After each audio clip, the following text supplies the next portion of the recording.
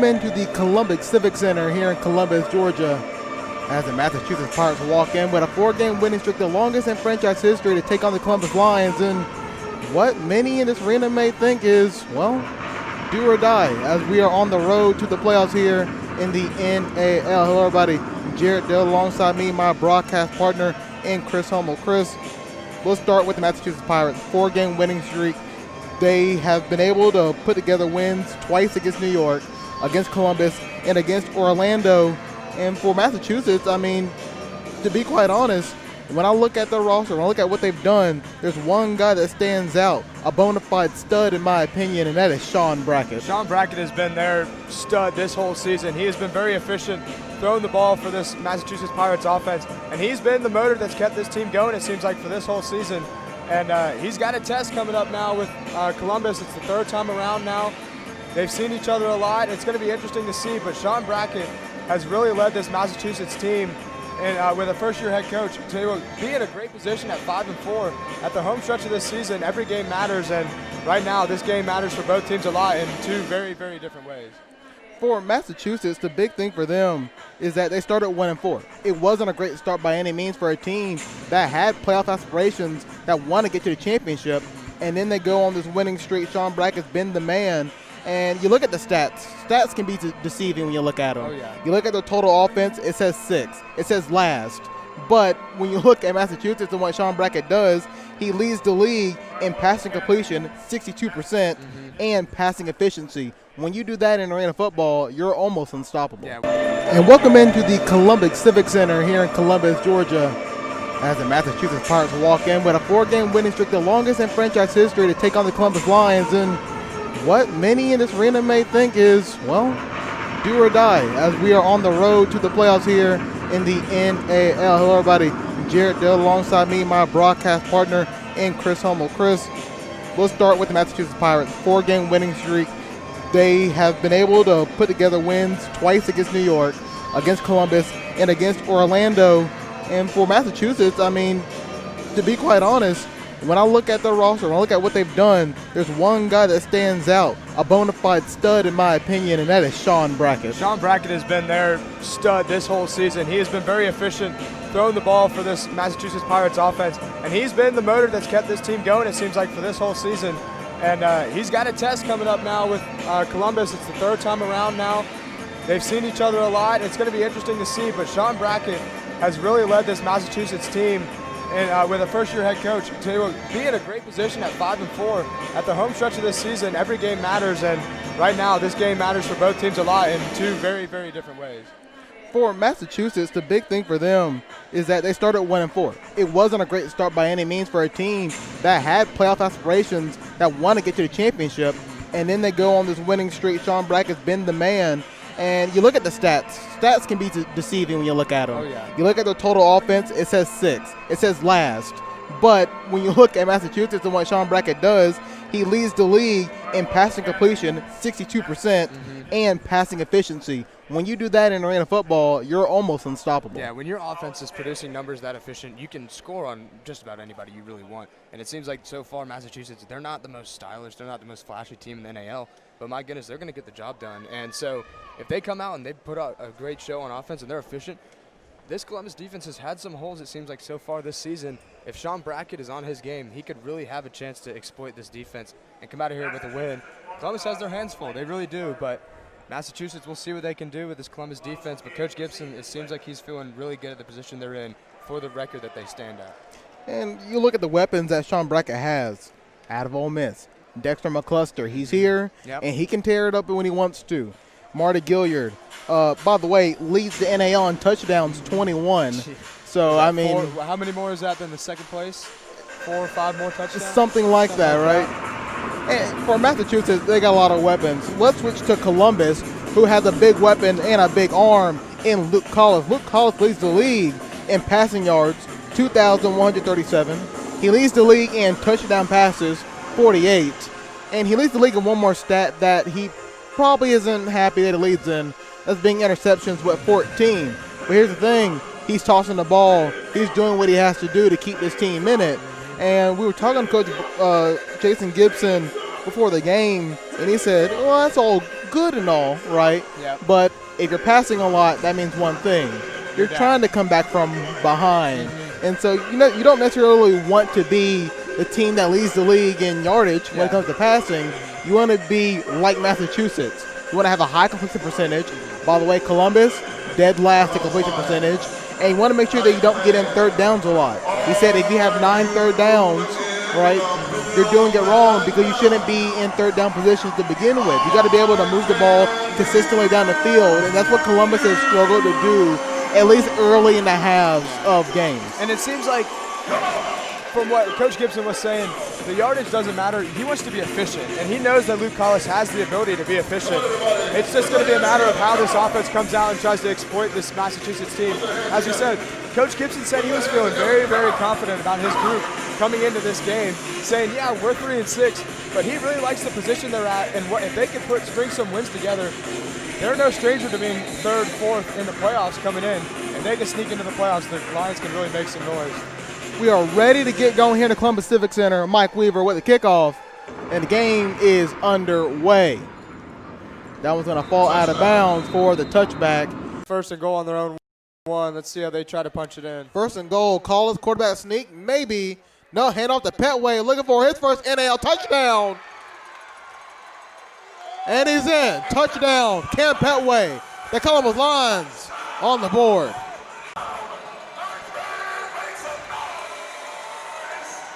Fourth and goal for the Cobras. Jolly in motion. McCollum steps back, trying to find his man. Throw over, and it'll be caught for the touchdown. The Lions, their bend don't break defense just broke right there. Burst speed from a running back as well as the size. Collis looking into the end zone. He throws it up, and it's caught in the end. Touchdown, Lions. Here we go. Luke Collis under center. Quick pass to Bones Bagante, and that's a touchdown for the Columbus Lions. Bones Bagante going up top once again. And Agent Zero, mission accomplished. Lions are in the end zone. And they were looking to go for 2 right here. Walk off, Stephen Williams. Pass back to the end zone. And it's going to be caught for a touchdown. Make a statement, DeAndre Brown. The Lions on the board. Sharks lead the Lions 25-11 as Collis gets under center. 2nd down on the 5-yard line. Collis steps back. He's looking, finds an open man. Bagante reaches across, and it's a touchdown for the Columbus Lions as Bones Bagante takes a bow for the crowd. Now, there's nothing bigger than a defensive stand right here for Columbus if they can get it. Bain brings Wilson in motion. He's going to try to look for him. A tip, and it's going to be intercepted. It is Hall Jr., Greg Hall Jr. out of Auburn, Alabama. Big turnover for the Columbus Lions as Bain fakes it to Neal, and Fortson's open in the end zone. Touchdown, Sharks. Fortson, touchdown back in his home city. He's showing out for the Sharks. With a couple minutes before half. Collins steps back. He's looking for something. He's going deep. Can he find his man? He does. Is it a touchdown? Whoa. It is. What a big play for the Lions. You got to be kidding me.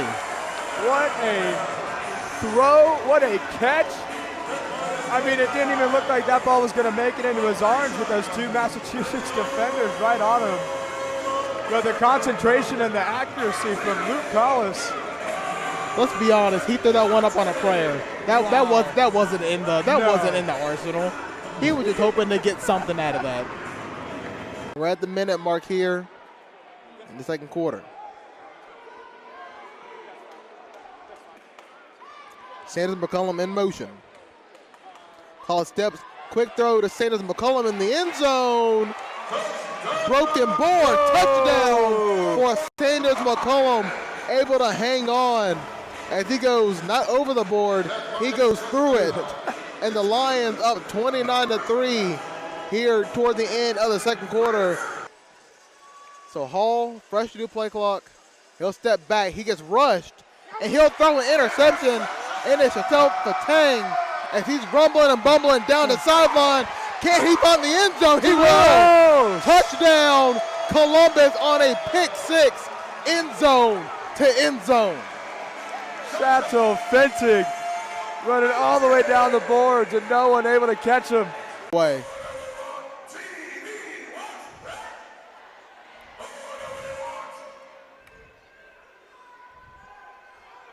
Paris Mack, Sanders McCollum to the right. Bones coming in motion to the right as well. Snap, a quick throw over, touchdown, Agent Zero, Bones Magante. The Lions are on the board. Hernandez looking to sit him down. Misses for a ball. Hurley wanting that one high, but not a bad miss there. Still want to get him here. You don't want to play around with the heavy hitter. Deuces wild, 2 balls, 2 strikes, 2 outs. A swing and a miss. That's strikeout number 5, and that ends the top of the 4th inning. Hernandez back to his regular antics. Already with 5 strikeouts. Great hit by Tyser, and the first home run, I believe, of the whole tournament. So bases loaded. Now coming And up here to bat, comes number Smith. 6, Jackson Smith. Jackson Smith has the bases loaded with no outs. Need a hit into the outfield, and Jackson Smith can be the hero for Phoenix City. That first pitch is up high on the outside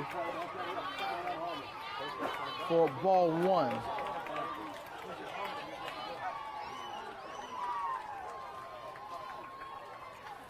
Jackson Smith hits that one to third base side against the path of third baseman. Carswell will score, and Phoenix City walks off on a single in the bottom of the 13th inning by Jackson Smith. The hometown team pulls it off in the bottom of the 13th inning. And Phoenix City finally ends this game. The 1-1. He'll drive the one into center field, and it's time. Around third comes Hunt, and Alabama takes the lead. North Carolina looks to claim their stake as World Series champions, but not so fast. There's a team from the west side representing Mobile, Alabama, that looks to complete the tournament sweep. The high-powered offense scores in droves. Alabama knows what it takes to win it all after coming back from 3 down in the final inning to end the dream run for Cinderella Middle Atlantic. Can they do it one last time? Welcome into Phoenix City, Alabama for the World Series matchup between North Carolina and Alabama. Hello everybody, Jared Dillard alongside my broadcast partner and Aiden Kowalski. Day 8, final game, Aiden. Alabama, North Carolina, one of the best teams, both of these teams, so good coming in. They've been playing pretty solid. What do you expect out of both of these teams? Honestly, some great pitching out of both of them. You got both teams coming in with 1.3 ERAs, like you said last game. And of course, you got 2 ringers out there on the mound for both Alabama and North Carolina. Expect this to be a low-scoring game, not what we saw in the consolation game. But I mean, I'm looking forward just to kind of see how this day develops. It's the 8th game between these teams that they've had to play, so a lot of pitching to show for it, and over 32 innings pitched for each of their respective ball clubs. So I'm kind of looking forward just to see as we before we get underway here. Let's start with North Carolina coming in at 5-1. In pool play, they went 2-1. The only loss being to Ohio Valley 3-2 to end it. But since then, they've been unstoppable, beating the Midwest Plains 9-1, Idaho 2-1, and Connecticut 2-0 to advance to the World Series. On the mound for North Carolina is number 5, Casey Murray. He's pitched 9 2/3 innings, only giving up 9 hits, 3 runs, 2 of them earned. He has 2 walks and 5 strikeouts, coming in with an ERA of 1.24, one of the lowest on the team. What do you like out of North Carolina, Aiden? There's a lot to like about him. You know, after talking to the head coach of them actually just 2 days days ago, a big thing that they stress is family, and that's one thing that I do like about this team. Maybe not even the best of all players, but it's just the way they get together. The team chemistry between them is so great. I was, after really talking to the head coaches over there, they have a pitching staff of 8 to 9 guys out of the 12 players. That's what really sets them apart here and why they've gone so far in this tournament. All of the guys play, so during a given day, I mean, you're going to have all the bench players in the game no matter what. For Alabama, they are the only undefeated team, 6-0 in tournament play here in Phoenix City. It started out hot, beating Southeast 15-0, and then New England 14-0 before squeezing out the 8-7 win over Idaho. Once again, the bracket play, 9-3 versus Pacific Northwest, 7-1 to Pacific Southwest, 5-2 a comeback win against Middle Atlantic, and now playing North Carolina. Alabama will be the visitor team. They'll be batting first as Murray gets ready on the mound. It'll be Hunt due up for Alabama. He's going to lead it all off.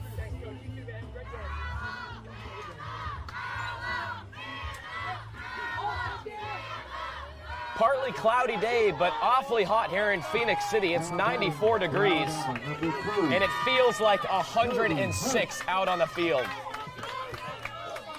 It is a hot, hot, hot day for the World Series. Here comes the first pitch, and running away is in there for a called strike.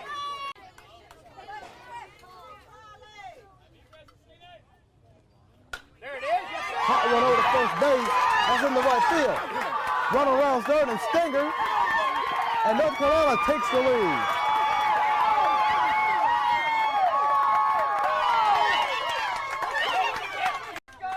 So hits and runs, for that matter, have been non-existent for Alabama.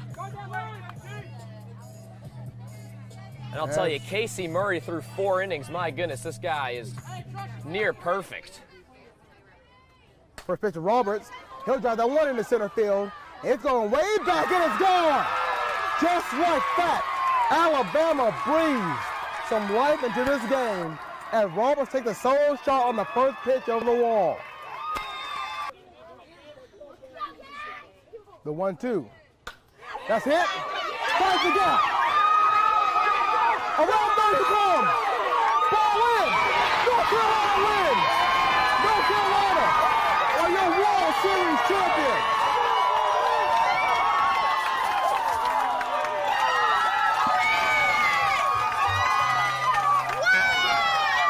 Sarasol, bottom of the third, and again in the bottom of the eighth, the hero of West Raleigh, North Carolina. Would you expect anything different for this game to end the way it did? Sarasol to right field, Roberts bobbling it, and the throw home not in time. North Carolina hangs on in walk-off fashion.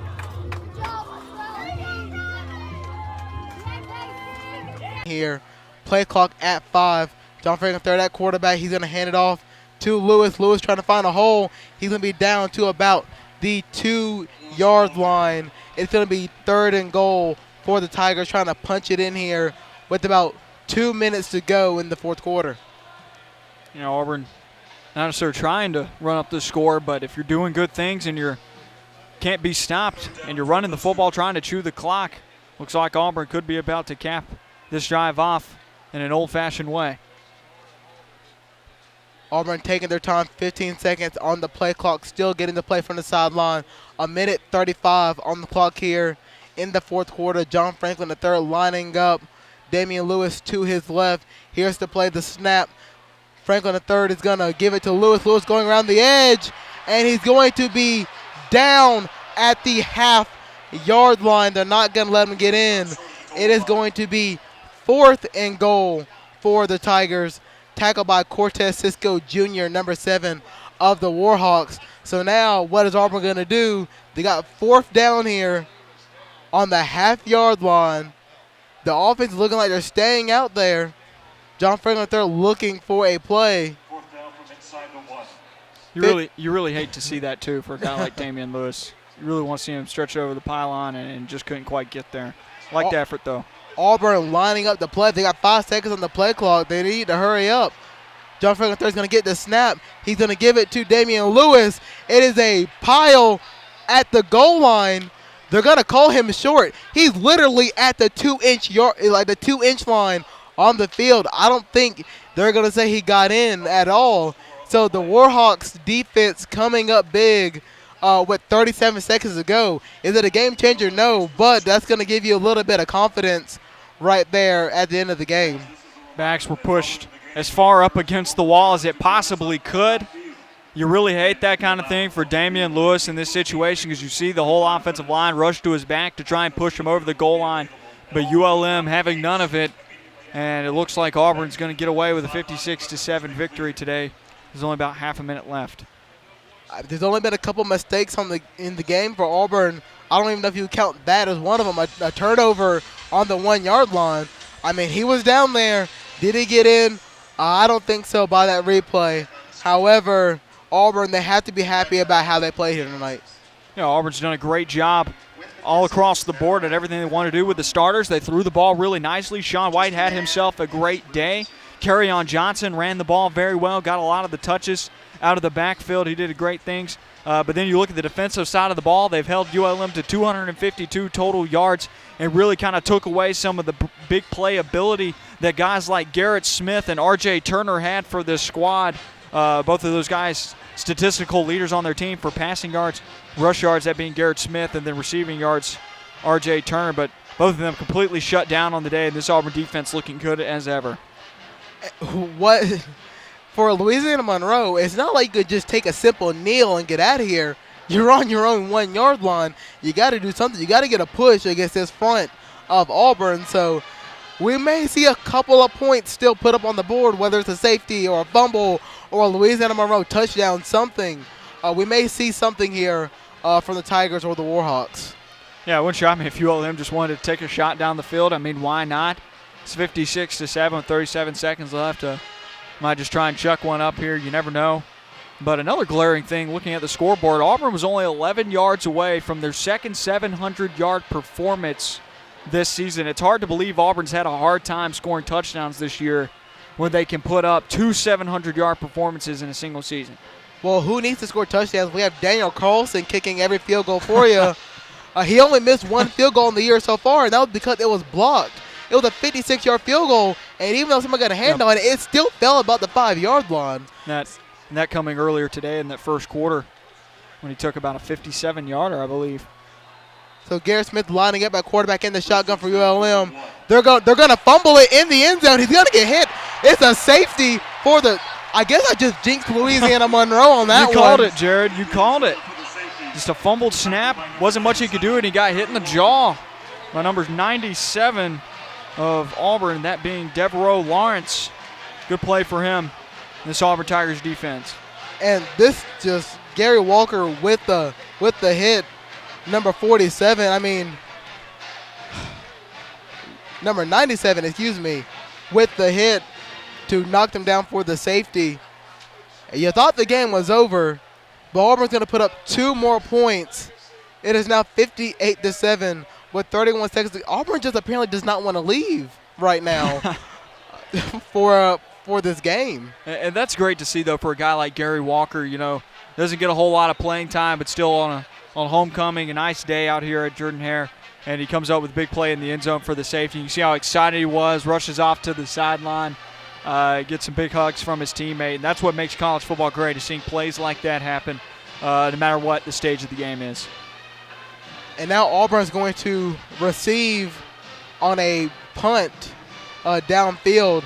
I don't expect Auburn to try to score again with 31 seconds to go. Then again, Noah, you just mentioned they are 11 yards away from a 700-yard game. Now they have a chance to reach a 700-yard mark, a mark they have reached today. However, it's over 400 rushing yards, totaling 411 on the ground. I'd be shocked if Auburn didn't take a knee here. But you're right, Jared, coming really close to the 700-yard mark, getting over 400 yards on the ground. Auburn had a similar performance to this earlier in the season when they took on Arkansas State, put up astronomical rushing yard numbers there in that game. And then prior to that, it had been since 2013 since Auburn had put up rushing yard numbers equivalent to these types of statistics. So you see Auburn really asserting themselves and seeing the potential that this running game has if they can try and strike a balance with the passing game, because you can't leave out what Sean White was able to do today. Craig Ford kicking off from the 20, going back, and it's going to be caught by Stanton Truitt at the 20-yard line of Auburn. So they're flipping the field. It'll be fair caught at the 20. And kind of understand why he's not taking the return there. Decides to just call a fair catch. Auburn's just going to look to get out of here with a W. So what I would expect is John Franklin III to walk out in the field, take a knee, and we can all go home. Actually, it will not be John Franklin coming out. It will be number 15 coming into the game. Tyler Queen. Tyler Queen coming into the game for Auburn, taking the knee. The victory formation. Tyler Queen's going to go out a champion tonight for the Auburn Tigers, taking the last snap. And there it is, the knee by Tyler Queen at quarterback. And, okay, I guess we're not leaving yet. The referees are going to call it off. They're going to plant the ball back. And they're going to wait until they get an official word on when to start.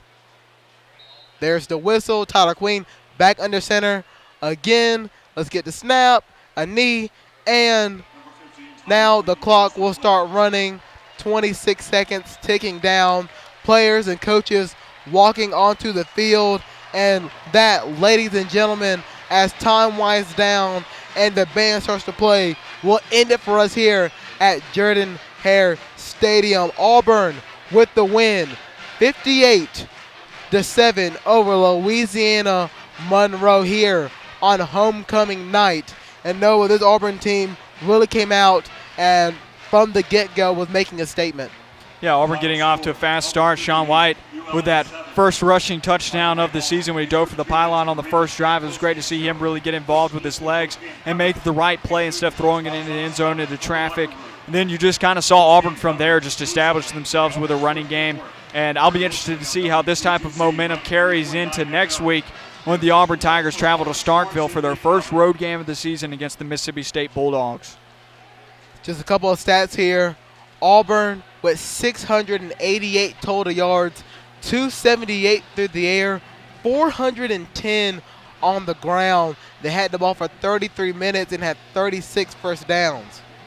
Yeah, Auburn just putting up astronomical numbers onto the scoreboard, not only with points but also with their yardage stats. 688 total yards, 36 touchdowns, or 36 first downs, Jared, like you said.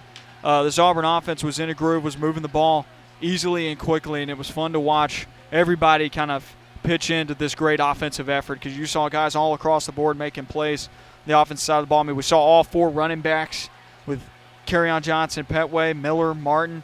Also got to see two quarterbacks with Sean White, John Franklin III. Franklin III with 2 touchdowns on the day, 1 passing, 1 rushing. Both of them big plays. You also got to see the receivers make a lot of plays with Marcus Davis and Tony Stevens getting some big grabs, Kyle Davis, Ryan Davis getting some opportunities, and then, hey, Stanton Truitt got to run the football a little bit too. So everybody, it's a complete offensive effort all throughout the game, and it was fun to watch for Auburn, and maybe, just maybe, they can do this next week against Mississippi State and score some touchdowns. Louisiana Monroe coming up with 251 yards, 139 passing, 112 on the ground with 16 first downs, holding onto the ball for 26 minutes. We always had questions about Sean White and what he could do, but I got to tell you, he's been playing well these last 2 games. Today, 14 for 17, 239 yards, 2 touchdowns, a quarterback rating of 293.3. Let's not forget about John Franklin. I mean, his stats are not very, packed, but he was 1 for 1, 39 yards and a touchdown. So that has to mean for something. In the running game, Kerryon Johnson, 146 yards. John Franklin III, 82. Stanton Truitt, 46. Malik Miller, 45. So everybody getting some carries for the Tigers here. And Noah, going into Mississippi State, what do the Tigers got to keep doing just to keep on rolling? Well, they've got to really go out there and establish the run like they did today, win the battle in the trenches offensively.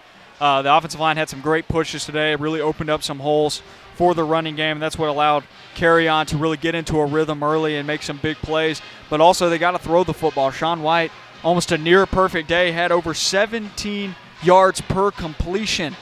those are some really good numbers for him because normally you kind of saw him at the beginning of the season, some short yardage situations.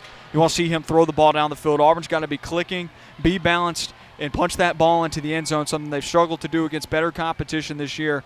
But this can go a long ways for confidence, so carry that into next weekend and go out there and get you a W in your third SEC game of the season. Auburn came out in the first quarter scoring 14 points and blanking Louisiana Monroe. In the second quarter, Auburn put up another 14 points. Louisiana Monroe finding their only touchdown of the night. Auburn going up 28-7 at the half. In the third quarter, Auburn railroading the Warhawks 28-0. And in the fourth quarter, nothing but fireworks. Auburn outscoring Louisiana Monroe 2-0 in the fourth quarter. And now Auburn is going to go home with a 58-7 win. Auburn is going to move to 3-2 on the season, heading to Mississippi State next week. That's going to do it for us here on WEGL 91.1 FM in the Auburn Sports Network. I'm Jared Dillard, and alongside my partner Noah Gardner. Good night and War Eagle.